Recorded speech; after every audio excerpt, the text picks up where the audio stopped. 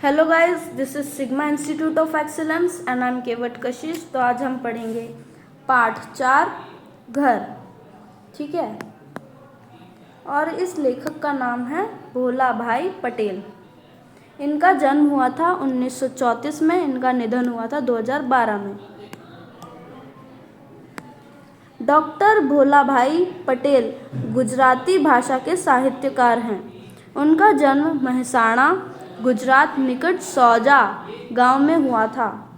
Banaras university से हिंदी, संस्कृत, प्राचीन भारतीय संस्कृति के विषय में बीए की उपाधि प्राप्त की थी। गुजरात यूनिवर्सिटी में हिंदी विभाग में प्रोफेसर थे। डॉक्टर भोला भाई पटेल की प्रमुख रचना अधुना, विदिशा, कंचनजंघा, अज्ञेय, यह एक अध्ययन आदि है। उनको अनेक पुरस्कारों से सम्मानित किया गया है। गुजराती साहित्य सभा की ओर से रणजीत राम स्वर्ण चंद्रक, हिंदी साहित्य सेवी सम्मान का श्री स्वामी सच्चिदानंद सम्मान, भारत सरकार ने पद्मश्री से सम्मानित किया।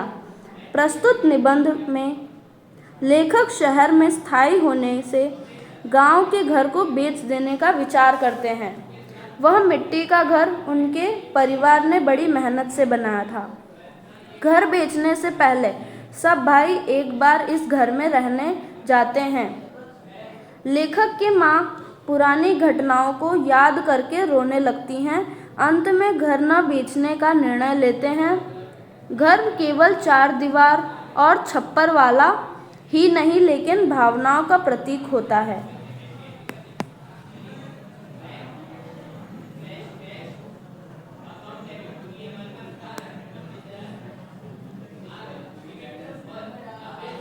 गांव से शहर में स्थायी होने के बाद लगभग बंद रहने वाले अपने छोटे से गांव की पुश्तैनी घर को बेच देने का विचार आया। जिस मोहल्ले में हमारा घर है, वहाँ के पुराने पड़ोसी तो अब शहर में रहने लगे थे। अधिकतर लोगों ने तो अपने पुराने घर बेच भी दिए थे। इसलिए शादी, मृत्यु जैसे अवसर पर, किसी सामाजिक रिवाज के लिए या लंबी छुट्टियों में गांव के इस घर में रहने जाते तो बड़ा बेढंगा लगता। नए पड़ोसी आ गए थे और उनसे अभी नाता ही नहीं बंध पाया। वह हमें आगंतुक का अर्थ होता है अजनबी।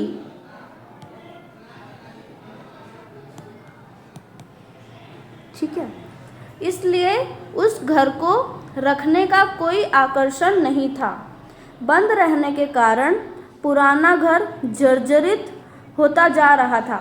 चौमासे में अधिक बरसात पड़ने पर टीन के छप्पर से भी पानी अंदर आता था, जिससे घर की एक मुख्य दीवार में दरार पड़ गई।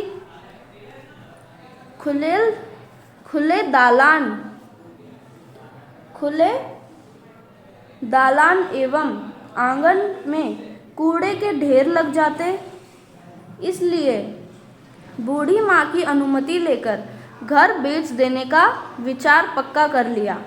योग्य ग्राहक मिले तो एक गांव में रहने वाले व्यवहार कुशल मित्र से बेचने की सिफारिश करके हम शहर चले आए। फिर एक दिन ऑफर आया भी सही। ऑफर ठीक था और करने वाला व्यक्ति भी अच्छा था और भरोसेमंद था। इसलिए अब देर करते या आनाकानी करना मतलब टाल मटोल करने का कोई प्रश्न ही न था। परंतु उसी क्षण से मन में टीस सी उठ रही थी। बार बार मन को व्यग्र मतलब व्याकुल बनाता।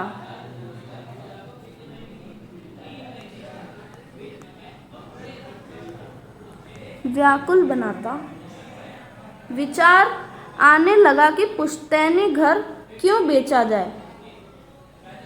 3-4 पीढ़ियों से आते मिट्टी के कमरे के स्थान पर मेरे पिता ने यह ईंट का पक्का घर बनवाया था। कहना चाहिए कि घर के सभी सदस्यों ने स्वयं मजदूरी करके घर बनाया था। पिताजी इसके लिए अपनी बैलगाड़ी पर ईंट लाए थे। चिनाई के लिए गारा बनाने के लिए गांव के आबा तालाब की चिकनी मिट्टी स्वयं खोद कर लाए थे। चिनाई मतलब जो प्लास्टर करता है ना घर में, वो। मेरी माँ ने शहतीर का अर्थ होता है ऊंचाई तक गारे के तसले मतलब सीमेंट के तसले चढ़ाए थे। फिर शहर में अपने लड़कों के जब नए मकान बनने लगे तब उनके मकान वेतनभोगी सुपरवाइजरों की देखरेख में मजदूरों द्वारा बनते देखकर मन में थोड़ा खुश होते हुए माँ पिताजी अनेक बार गांव के घर को कैसे स्वयं मेहनत करके बनाया था उसकी बातें करते हुए भावुक होते हैं।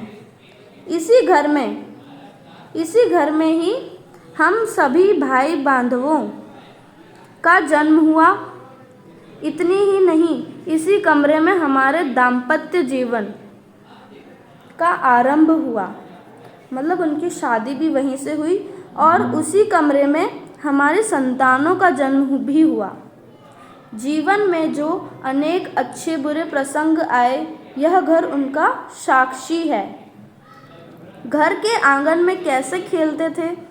एक दिन उस आंगन को पार कर कंधे पर थैला लटकाकर गांव की पाठशाला में पढ़ने गए थे। एक दिन उसी आंगन को पार कर दूर परगांव पढ़ने गए। एक दिन उसी आंगन को पार कर शहर में जाकर बसे। इसी घर के आंगन में हमारी बहनों और भाइयों के विवाह मंडप बंधे थे। यही बिरादरी वालों के साथ झगड़े, स्नेह मिलन भी हुए थे। यहाँ पड़ोसियों के साथ ऊंची आवाज़ में बोलाचाली और जाड़ों में अलाव के पास बैठकर विधुर विश्रम्भ कथाएं हुई थी। इसी आंगन में हमारे परिवार के कुछ सदस्य भैंस, बढ़िया, बैल, बछड़े बांध जाते थे। इसी घर के दालान में मतलब कॉरिडोर में मेरी दादी और फिर दादा की मृत्यु के समय गोबर से लीपकर उस पर उन्हें सुलाकर पूजाएं हुई थी और कुछ वर्ष पहले मेरे पिता को भी इसी दालान में सुलाया गया। हमारे घर के दोनों और दूसरे घर हैं। एक घर हमारे एकदम निकट के साथी का है, वह भी बंद है। मेरा मित्र रोजी रोटी कमाने देश के अनेक स्थलों में घूमने के बाद पत्नी की मृत्यु होने पर अब अहमदाबाद में रहता है। उसके बाद के मकान में काशी बुआ रहती थी। उनकी मृत्यु को वर्षों हो गए थे।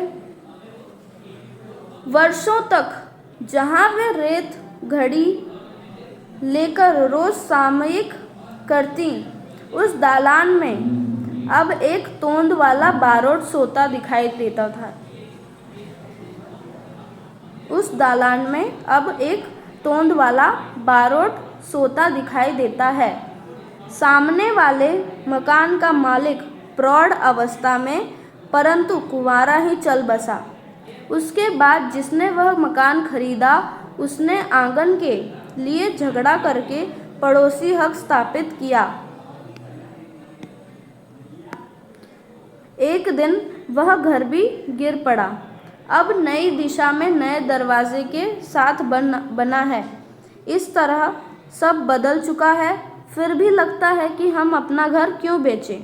पुराना है तो पुश्तैनी घर, पुश्तैनी मतलब जो पूर्वजों से घर मिलता है या जो पूर्वजों के काल का घर होता है, उसे पुश्तैनी घर कहते हैं। वह घर है। 4 दीवारों और छप्पर वाला कोई मकान नहीं है। मकान पैसों से खरीदा जा सकता है, बनवाया जा सकता है, पैसे लेकर बेचा जा सकता है, परंतु घर तो एक भावना है। घर की जो यादें हैं वो घर न होने पर घर की भावना भी अच्छी है। वह घर सिर्फ पैसे से खरीदा या बनवाया नहीं जा सकता, इसलिए लगने लगा कि भले ही घर पुराना होता जाए, जीर्ण होता जाए, भले ही गिर पड़े, परंतु वह बना रहे। दूसरी ओर मन दूसरा तर्क करता है कि यह सब तो भावुकता है। यदि गांव में जाना ही न हो तो वहाँ घर रखने का क्या अर्थ है? अच्छे पैसे मिल रहे हैं, इतने पैसे फिक्स्ड डिपॉजिट में रखें तो भी अंत में निकाल देने का ही निर्णय लिया।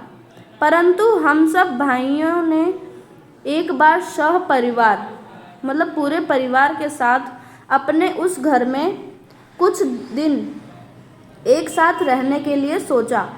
हमेशा के लिए निकाल देना है तो एक बार उस घर में सब एक साथ रह लेते हैं। और फिर लंबे समय के बाद वह बंद घर खुला। देखते देखते छोटे बड़े परिवारजनों से वह सूना घर गूंजने लगा। इस अवसर पर एक नगरवासी मित्र को गांव के इस घर को देखने के लिए साथ ले गया था। पुराने दिन वापस लौट आए थे। पिताजी के मृत्यु के बाद मेरी माँ करीब करीब उदास रहती, घर के सामाजिक प्रसंगों में भी विशेष रुचि नहीं लेती थी। वह भी यहाँ आकर सबके बीच प्रसन्न लगी, मतलब खुश होने लगी। परंतु अब घर की प्रत्येक दीवार मुझे उलाहना देने लगी। उलाहना मतलब शिकायत देने लगी। दालान का मतलब मैंने बताया था कॉरिडोर या दहलीज में, जहाँ मैं हमेशा जहाँ बैठकर पहली बार ककहरा मतलब वर्णमाला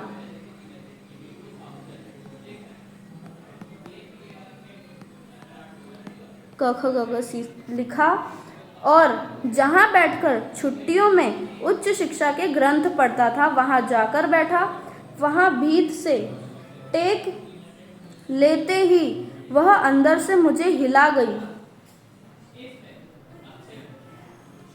मैंने पीछे मुड़कर उस पर हाथ फेरा। वह कह रही थी, एक तो इतने दिन बाद आए और अब बस हमेशा के लिए।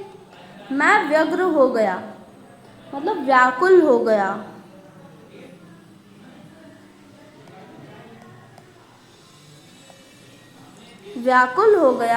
आंगन में खाट बिछाकर बैठ गया। अब वहाँ खाली नाद थी, खूंटे थे, परंतु ढोर ढंगर नहीं थे। मतलब जो पशु होते हैं वो नहीं थे। परंतु उस ओर देखते ही मानो वह सब एक साथ रंभाने लगे। मैं एकदम खड़ा हो गया। शून्य आंखों में भरा हुआ आंगन देखता रहा। घर की यह खपरैल कितने सारे चौमासों में इसका संगीत सुना है। यहाँ तोरण के बीच नीचे मेरी बहनें विवाह मंडप में बैठी थीं और यहीं दादी दादा और पिताजी की अर्थियाँ बंधी थी। ऐसा लगा जैसे मेरा गला रुंध गया। घर के अंदर के कमरे में गया। बंद जर्जरित कमरा अधिक मुखर लगा। पिछली दीवार की एक जाली से थोड़ा प्रकाश आ रहा था। एक समय यह कमरा अनाज भरने की मिट्टी की कोठियों और पिटारों से भरा रहता था।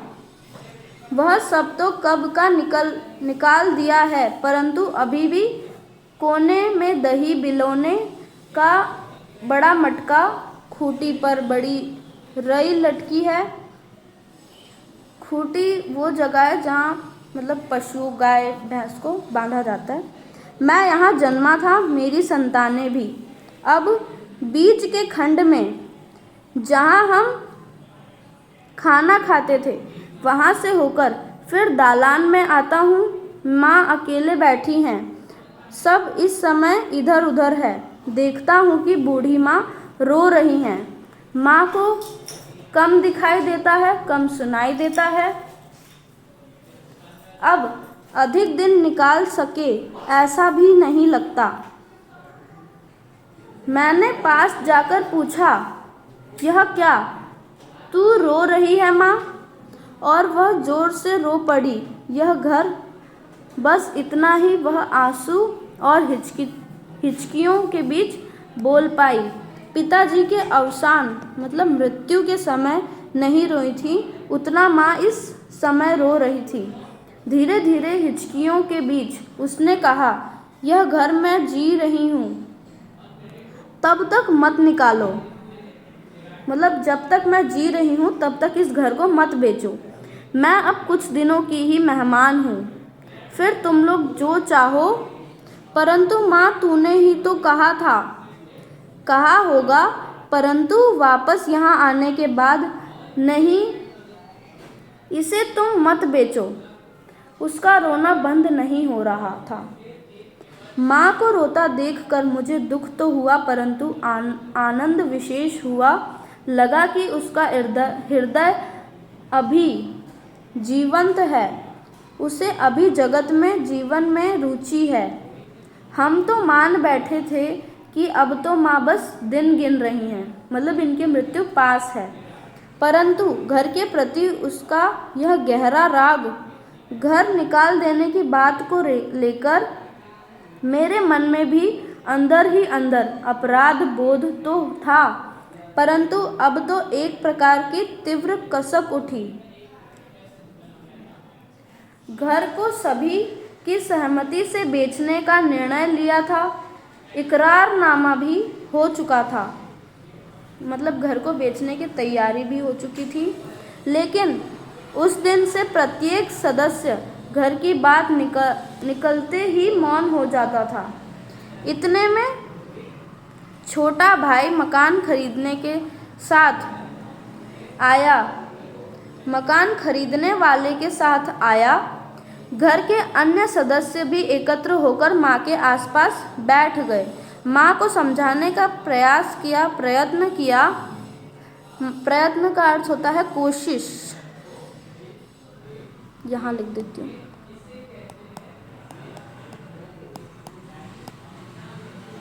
कोशिश करने लगे। हम अधिक सुविधा वाला नया मकान इस गांव में ही बनाएंगे। इसी घर के पैसे से तुम कहोगी वैसा ही।